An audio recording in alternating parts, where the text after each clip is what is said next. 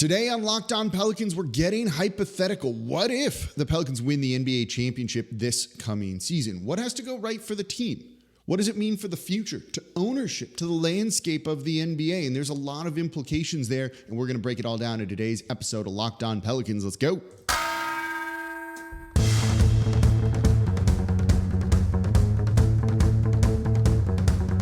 You are Locked On Pelicans, your daily New Orleans Pelicans podcast, part of the Locked On Podcast Network, your team every day. Welcome to another edition of Locked On Pelicans, the daily podcast covering your favorite team, the New Orleans Pelicans and NBA, part of the Locked On Podcast Network, your team every day, available wherever you get your podcasts and available on YouTube. I'm your host, Pelicans Insider, credential member of the media, Jake Madison, at NOLA Jake on Twitter. Here with y'all on this Wednesday. The show is 3 days a week right now. Mondays, we do Countdown Mondays. We just did the most annoying / hated Pelicans. We're doing What If Wednesdays, and today's is, of course, what if the Pelicans win the NBA championship this season? Then what happens and what had to go right? We're going to break it all down in today's show. So thank you for making Locked On Pelicans your first listen today and every day. The number one Pelicans podcast. We're here deep into the offseason, giving you what you want to hear about this team. Don't forget, we do a live show every Thursday at 7 p.m. Central on the YouTube page. So if you want to support the channel, become an everydayer, join those live shows, comment down below on YouTube. Let me know what you think would happen or what has to happen for the Pelicans to win the NBA championship this season. And now for your second listen, go check out Locked On Saints. Host Ross Jackson breaking down everything black and gold from training camp, the key position battles, who's looking good. He's got it all over there. I'm going to see him this weekend. I'm always excited to see Ross. So today we are doing What If Wednesday. What if the Pelicans win the NBA title? And look, this is a long shot at best. The odds are long. FanDuel has the Pelicans at plus 4,700. That means if you bet $100 right now and the Pelicans win the NBA title this coming season, you're going to get back $4,800. So you profit $4,700 right there. Those are long odds. The Celtics are the current favorites at plus 640. And that puts the Pelicans at 13th best. So they're about middle of the pack.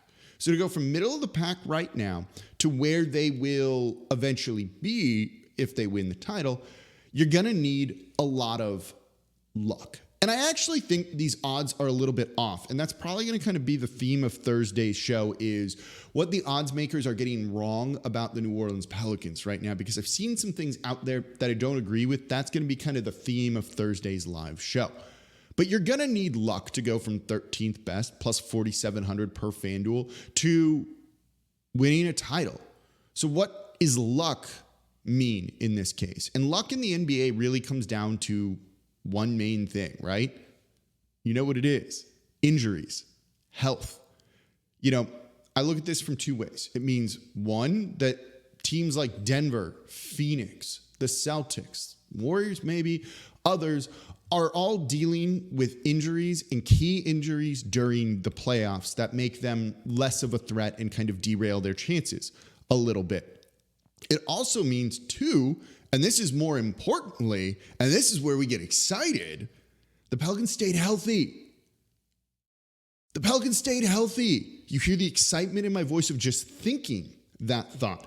If we get something like that, and if we get halfway through the season, it's like the Pelicans are healthy, I want like explosions and confetti and things like that going off in my room. Like Pee-wee's Playhouse, when you say the secret word, the secret phrase, R.I.P., I want my couch over here to sprout a mouth and start talking to me. The felt acoustic panels to start screaming in joy and everything like that. Because that is what we are hoping for, and that is the key to the entire Pelicans season. If they stay healthy, this team is good. It's really as simple as that. You can go back to my earlier offseason show where I had Howard Beck on, and he was awesome. And I felt kind of bad. We were talking. It's like a great conversation. And we kept circling back to one thing. It was the key theme of the show: health. The Pelicans are healthy. If Zion's healthy more than anything, the team's going to win a lot of games. Team's going to win a lot of games. It's like, my job's easy. I guess it's hard because I got to take that and kind of package it into like 20 something minutes every day. But like, that's the overriding overall thing. So if they win the title, They were healthy. It's kind of as simple as that. There's more to it, of course. But the big thing is health. It also means the offense was fixed. They were 20th in the half court last season per cleaning the glass. The offense wasn't good. The design was bad, right? You remember all the time that Jackson Hayes spent in the short corner? It's kind of the anchor there, court spacer when he's a big man. He's 7 foot. He's a rim running big. A vertical spacing threat, not like a horizontal 3-point shooting spacing threat. That's just Zion. It was isolation based. Zion covers up for a lot of bad offensive design with how good he is and how efficient he is. Same for Brandon Ingram at times too. But if they make a finals run when things slow down in the playoffs, you don't get to play in transition nearly as much as you would otherwise, it means they figured this out. I don't know if that means they necessarily became a top 5 offense, but very much might. With Zion, with Ingram, with CJ, with Trey Murphy set to take a leap, maybe Herb Jones being used better, there's a lot of offensive firepower here for the Pelicans. So you can easily see them having one of the best offenses in the league. So they've kind of fixed some of the more glaring mistakes from last season. Those are the two, just being healthy. Maybe this restructuring of the player performance and care team did the job. It also probably means Zion has bought in more than he ever has before. He's saying doing all of the right things this offseason. He also said and did all the right things last offseason. Then he got hurt and stopped doing all the, correct things. But he seems more engaged, a little bit more bought in than he has before. And that probably carried over during the season. He'll get an injury at some point. But if he responded well to that injury, it means he's going to be back out there on the court sooner rather than later and not have 29 games and, he'll be reevaluated in a couple of weeks, turn into something else entirely. And that's what we're hoping to see. As a side note for this segment, we'll get more into this in the next one in the third segment. It also probably means they're paying the luxury tax. They probably didn't get cheap. I don't know if they're going to be able to duck under the tax before the season starts, and they don't need to. They could do it at the trade deadline. But if all of a sudden they were first in the West, they might just kind of roll with the roster as is and not rock the boat and make a cost-saving move that makes the team worse just to save a couple of dollars. So they're spending there, and they're probably a tax team this year, this coming season. And they win a title because of it, and that's awesome, and we get to celebrate. We're going to put a little star somewhere on Locked On Pelicans, which would be kind of cool and fun. And it would be fun to cover a championship team and a team making a deep playoff run. So then what? Okay, cool. You win the title. We all celebrate. That's where the work really starts to begin and the changes really start to happen.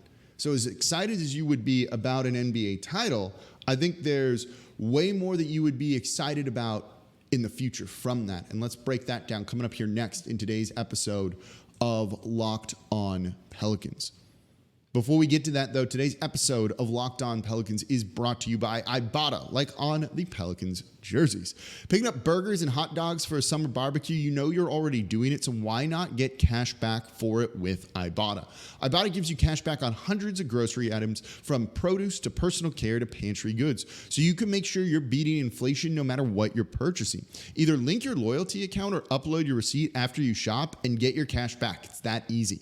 The average Ibotta user earns $120 per year. It's a lot of money just for uploading a receipt or linking your account. That could cover the cost of an entire shopping trip. Or you could use your cash back to buy that flight you've been eyeing, that game you've been dying to go to, especially if the Pelicans are in the midst of a title-winning season. Or that fancy dinner. It's New Orleans, right? You got a new restaurant you want to try? Get Ibotta to pay for it. Other apps give you points that don't amount to much. With Ibotta, you get real cash back that you can cash out to your bank account or gift cards, and you can earn cash back on hundreds of online brands and retailers too when you start with Ibotta, including Lowe's, which is something I do a lot, Macy's, Sephora, Best Buy, and more. And right now, Ibotta is offering Locked On listeners $5 just for trying Ibotta by using the code LOCKED when you register. Just go to the App Store, Google Play, download the free Ibotta app, and use code LOCKED. That's Ibotta, Ibotta, in the Google Play or App Store, and use code LOCKED. And thank you for making Locked On Pelicans your first listen today and every day. We're here Monday through Friday, coming to y'all like no one else is. We are 3 days a week right now. Mondays are Countdown Mondays. Wednesdays are What If Wednesdays. Right now, we're not going to be looking back on What If Wednesdays. We're only going to be looking towards the future. Hypotheticals that could play out. We'll game them out. We'll see what it looks like. And Thursday's the live show. And I want to look at, for the everydayers and the people who plan on joining the live show, what the odds makers are getting wrong about the New Orleans Pelicans. And now for your second listen, Locked On Saints, Ross Jackson. Y'all, he's so good. He's so good. It's like the one-stop shop you need to just catch up quickly on everything. You don't need tons of nitty-gritty about training camp. He's going to tell you what you need to know. So make sure Locked On Saints is your second listen today. So we are looking at what happens, what if the Pelicans win the NBA title. So they win. Now what? We just chill, celebrate, that's that? This is where things get exciting, because if you win the NBA title, you know what's going to have to happen?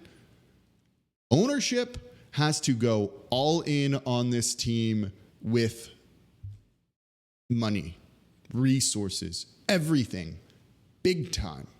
You remember pre-Katrina with the Saints, when Tom Benson owned the team. He was known as a cheap owner, kind of one of the worst owners in the league, and he wanted to use Katrina to move the team to San Antonio. It was a very real thing. But the team came back, and because of Katrina and everything the city and we all went through, the fan base was really galvanized together. The seasons before Katrina, no one was going to Saints games. They were pretty empty. You could get tickets for like $10, $20. But them coming back was a really big deal. The fan base was just brought together in a way that they never had been before. You had no more half-empty Superdome. So if this team is winning, trust me, the fan base is going to be there. New Orleans is going to be there, and they're going to turn out, and they're going to be galvanized to the point where ownership is going to look at this, and Gail Benson's a different owner than Tom Benson. He's going to look at this and be like, oh, we've got to do right here. Tom Benson eventually figured out. They invested the resources, signed the free agents they needed to, spent the money essentially, and look what it turned into. And that support's really never wavered or anything like that. So they'd see the attendance numbers in the Smoothie King Center. They'd see the Pelicans leading all of the sports shows, national media talking about them too. They would see the city just completely rally behind the team, not in ways that we haven't seen before, because we have seen it. I remember the Zion draft in the weeks leading up to that. It was a really big deal. And everyone was more excited than I think they've ever been. You'd have that more so than that. But it already shows you kind of what's there. The team would see the ratings on TV, and the resources, I truly believe, would start flowing and really start to ramp up to support this team to proper levels. And look, I want to be clear that I don't think current ownership is like the cheapest in the league. They're like middle of the pack, to be perfectly honest with y'all. This isn't like Donald Sterling trying to tear down the Clippers every year, make them as bad as possible and run them as cheaply as possible so that he could make more money on top of it.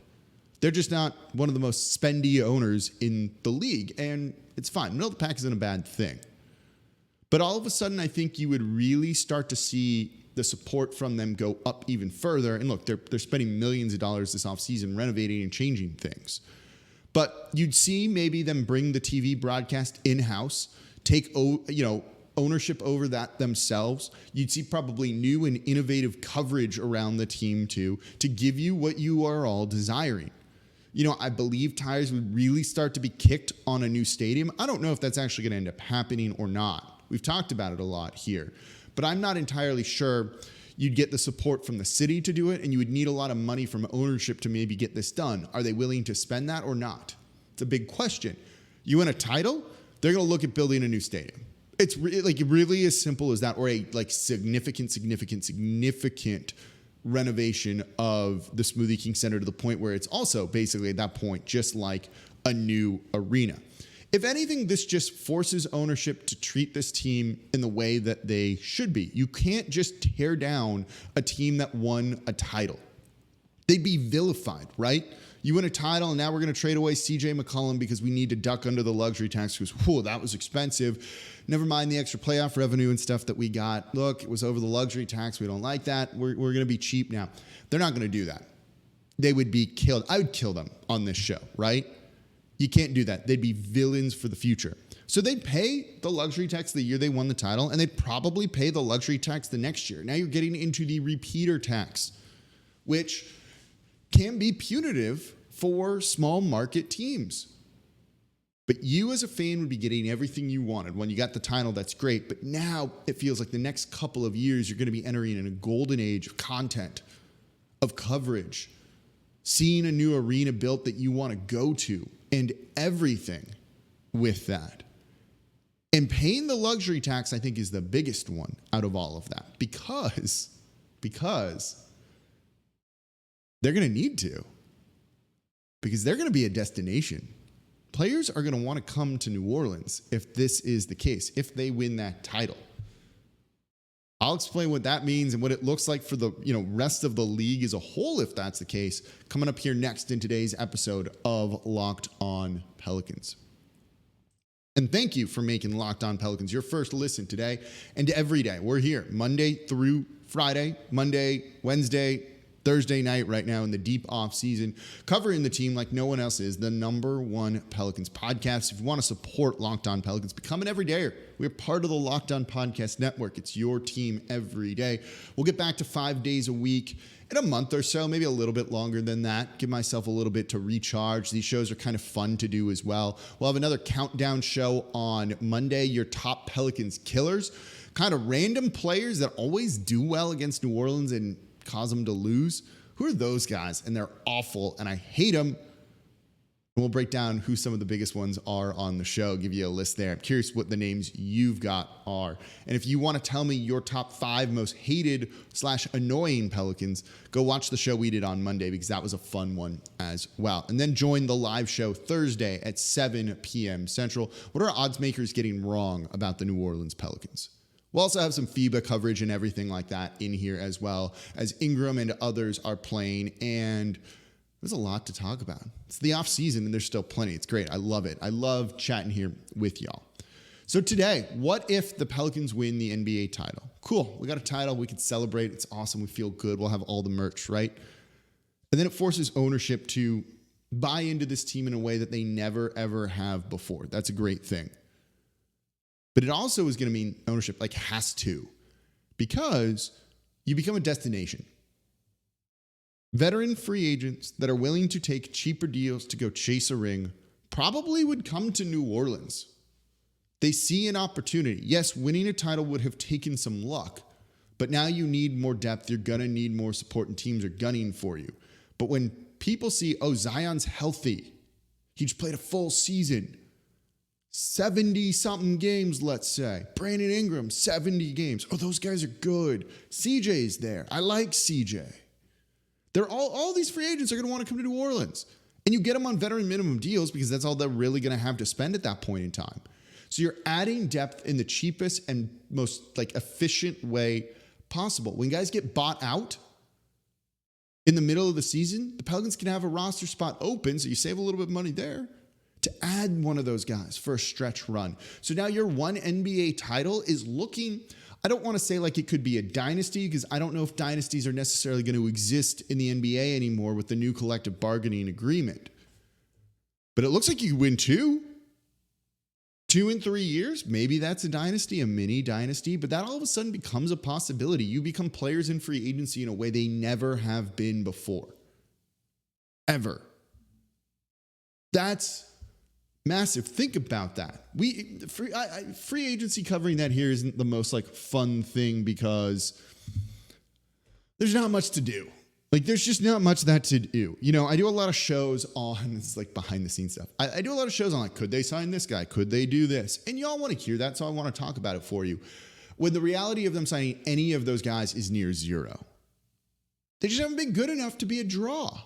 New Orleans is a city, for most players in the league, it's not LA, it's not New York to them, even if we like living here, We're not NBA players making millions of dollars. And some like it fine, don't get me wrong. But they like to go and win a title. So they will start to go, I don't care, I'll go to New Orleans. They're going to win next year. They got Zion. That dude's going to make my life so easy. I'm a shooter.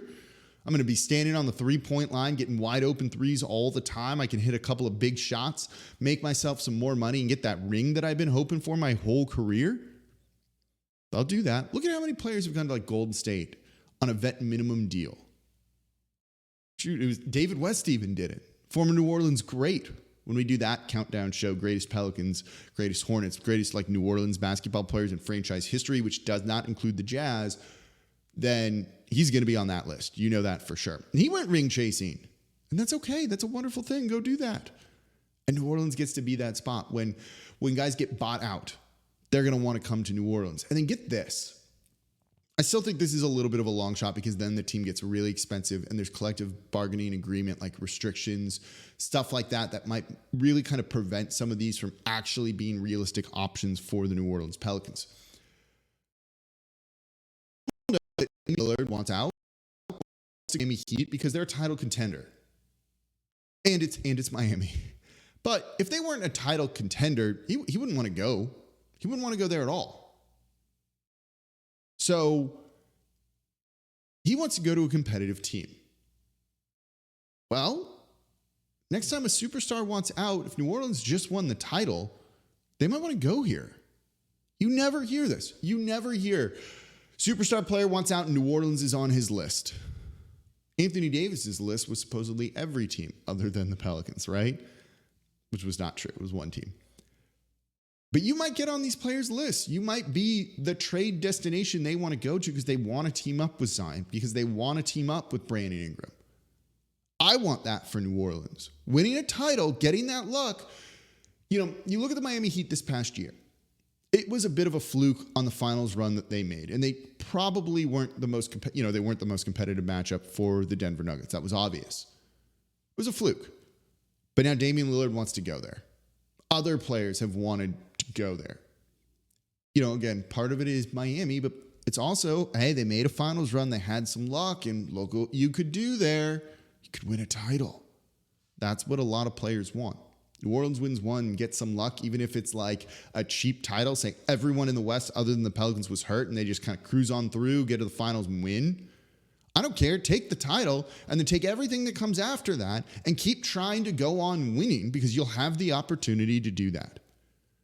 So if the Pelicans win the title this coming season, it's not just like we get to celebrate a title. It's, we have a unbelievably bright future to look towards because of what it's going to force ownership to do and how it's going to kind of change the perception of the team around the league.